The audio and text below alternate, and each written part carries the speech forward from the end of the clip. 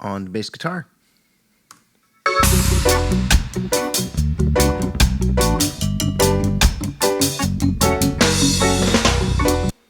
And soloed.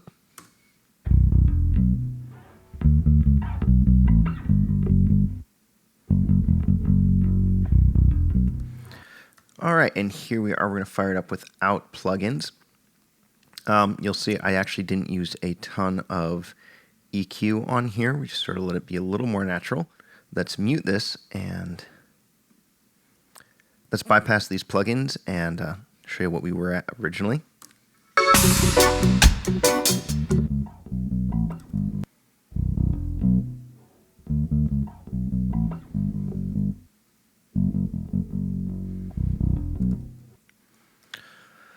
All right, so for this particular bass, I wasn't playing a whole lot with really heavy EQ.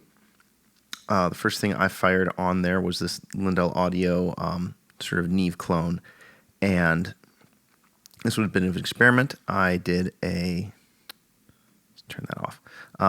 First thing I did was EQ, nothing on a high shelf, did, let's see, nothing on your mids, and I did a little bit of a boost, low shelf at 110. Here's without.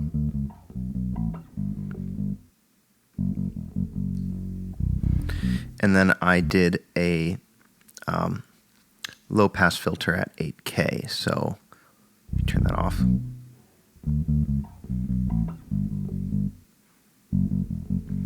I'm not really doing a whole lot there because, well, it's a bass instrument. I was just clearing space, just in case if he had, you know, some string noise or something going on later, that just clears a little more space for some high end. And then I was playing with some compression. See here, it's getting at about 6 dB of gain reduction. Got about a, let's see, threshold set there. My mix dry, so running parallel 58%, 3:1 ratio. Just get it a little more under control, get that bass to cut through a little bit more. Then afterwards, I ran this CLA Bass. Let me duplicate the track here. Okay. That way if I mess something up, I don't have to go back to my other saves.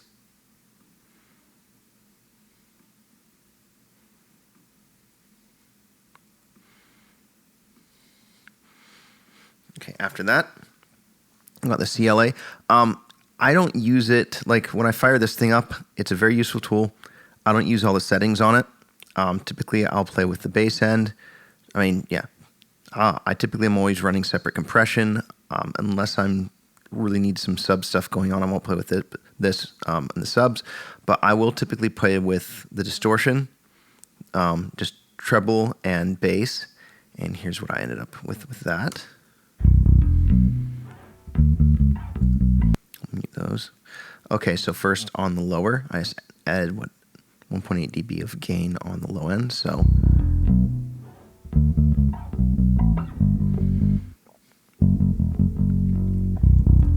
after that, I didn't even do anything with the cut. So that's just on, didn't even do anything. Look at that. All right. Then unless I'm playing with like heavy distorted bass, the rip and the roar, I'll leave alone, just a little bit of growl.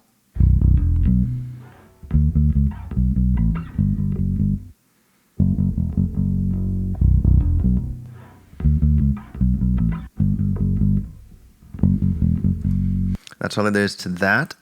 The main reason I do this actually is there's two things I'm typically listening for in bass, and that's how the low end cuts through, sits underneath the track, and just sort of carries it. And then I like having, a lot of people do a boost around 300 hertz. A lot of people will add tube or transformer saturation, just sort of to get some of the higher harmonics and frequencies sort of cutting through a little bit better. That way, like on smaller systems, you can actually hear the bass a bit more and actually becomes a little higher frequency instrument. I just do that with the growl here to add just a little bit more than just the like below, I don't know, 180 hertz. This is for playing with frequencies above that. And then Bass Rider. This works just taming a little bit of dynamics. Pretends I'm following the fader. I love this thing on vocals and bass guitar.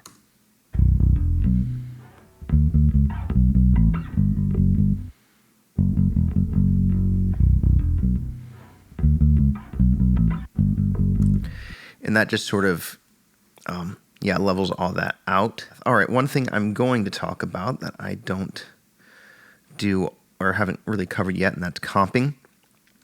So you see on this song, one of the instruments I do have pretty heavily cut up and synced with is the bass guitar. And I actually don't do that with drums all that much. One of the main reasons I do that is with drums, especially with overheads, you can just sort of hear things getting cut up more often. And it's easier to make, not easier to make mistakes, it's easier to make it sound fake and too much like a computer and just not like a human's playing it. So I'd prefer to track the drums well. If the drummer's tight, I won't mess with timing on drums unless there's a mistake or I have to punch in, sort of like right here. And then I'll start syncing the other instruments to match a little better, in this case, the bass. So I'm going to move. So one of the first things I will do with a bass guitar, an instrument like that I need to sync it in time, it needs to be in time with the drums. So what I'll do is I'll drag it, move it up to, in this case, the kick, and typically it'll be in between the kick and the snare, but since the snare's not doing a whole lot, it'll be between the rims. Boost the volume, and obviously have your layout in the beats and your grid turned on, so that way all your vertical lines are your grid markings. This is on quarter notes. I'm actually going to move it to eighth notes. There we go. And we're going to bring this, what does it say, to 6. So this is an older take. So as you can see, like this first hit, the bass is not quite with the kick drum. So you take that, move it over, move that over, crossfade, fade out, that, fade in. Same thing, go through here. Good, good, not so good. Basically be as precise if you want to. It's easy to get lost in perfection land. So you have to find a balance on how much you want to sing and how perfect you want things to be. You can suck the life out of things very, very quickly, or spend a lot of time syncing things that really don't matter. But yeah, I'll go through the track, sync everything up on the bass guitar, make sure you're not getting flams. A flam will happen. Let's see if it'll do it real quick. There. So you hear, let's slow it down. You'll hear the bass. You'll actually hear the bass start before the kick. So you don't want that, obviously. So what you do is just, in this particular case, you see how the kick is just behind the beat there? Maybe I should have changed that particular one, but because that's off enough where it probably would have mattered. But you know what? The song's 10 years old. It's long since been released. This is more for us. I'm not going to bother with it. See how much better that is?